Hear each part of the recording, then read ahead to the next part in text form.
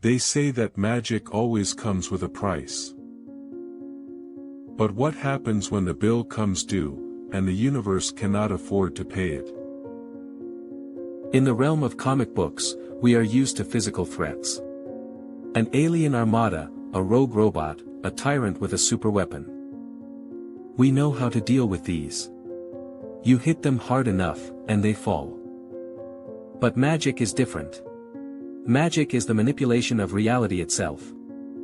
And the individuals trusted to guard these mystical arts are supposed to be the most disciplined, enlightened beings in existence.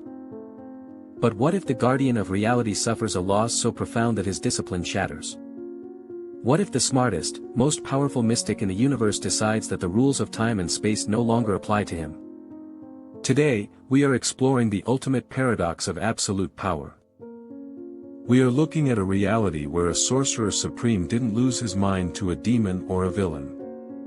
He lost his universe because of a broken heart. To understand how a multiverse collapses, you have to look at the psychology of the man guarding it. Before he was a master of the mystic arts, the archetype of the sorcerer supreme usually begins as a man of science, a brilliant, arrogant surgeon who believed he could control life and death with his hands. When he loses those hands, he seeks out magic not for enlightenment, but for control. He learns to bend dimensions, shape energy, and command the cosmos. He believes he has mastered the universe. But there is one thing magic is never meant to fix: death. The trauma that breaks this reality doesn't begin with a cosmic war. It begins with a car crash. It begins with the sudden, senseless loss of the woman he loves. For a normal person, grief is a process of acceptance. You cry, you mourn, and eventually, you learn to live with the void. But how can you accept the finality of death when you literally have a time machine hanging around your neck? How can you accept a tragedy when you know the exact mystical incantation to rewind the clock? The tragedy of the mystic is that he possesses the power of a god, but the emotional fragility of a human. And in that moment of devastating grief, he makes a choice. He chooses to rewrite history. 3:30 to 6:30, Act 2, The Core Logic, the Surgical Dissection of Reality. This is where the story shifts from a sad romance into a terrifying psychological thriller. Let's look at the core logic of his descent into darkness. When he travels back in time to save her, he fails. She dies again. He goes back again. She dies in a different way. He is trapped in an absolute point in time, a paradox where her death is the very catalyst that leads him to become a sorcerer.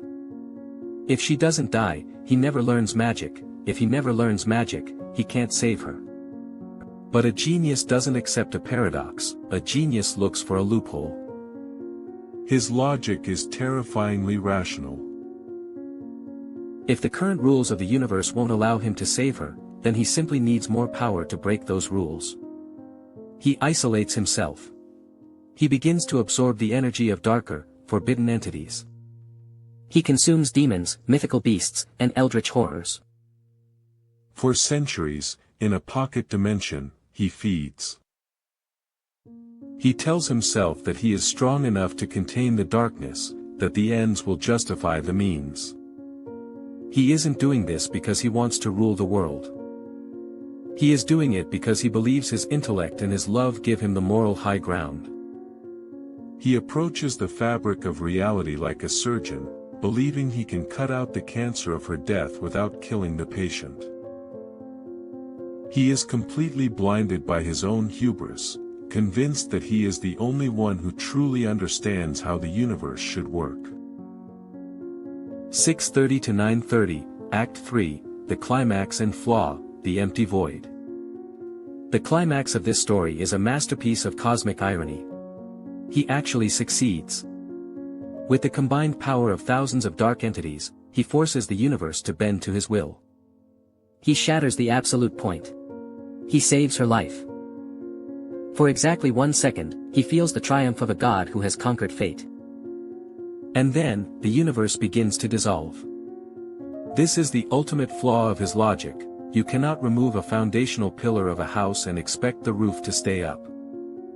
By breaking the timeline, he broke the structural integrity of his entire reality. The sky bleeds, the stars blink out of existence, and everything he ever knew dissolves into black, cosmic ash. The woman he sacrificed his soul to save looks at him in terror as she, too, fades away. Magic could not heal his grief, it only amplified it until it consumed existence. In the end, there is no grand battle. There is only a small, crystalline bubble floating in an endless, empty void. Inside that bubble sits the most powerful sorcerer who ever lived, completely alone. He has all the power in the multiverse, and absolutely nothing to use it on. He didn't lose to a villain. He lost to his own inability to let go. He spent eternity trying to cheat death, only to become the architect of a silence that will never end. 9:30 to 10 o'clock, outro and call to action. The story of the fallen mystic reminds us that the hardest battle we will ever fight isn't against monsters or cosmic threats, it's against our own grief.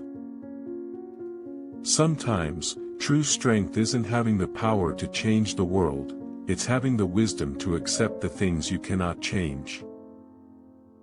But I want to know what you would do. If you had the power to rewind time and save the person you loved most, knowing there was a risk it could destroy everything else, would you cast the spell? Let me know your thoughts down in the comments. If you enjoyed this heartbreaking journey into the mystic arts, be sure to hit that subscribe button. Thank you for watching, and I'll see you in the next one.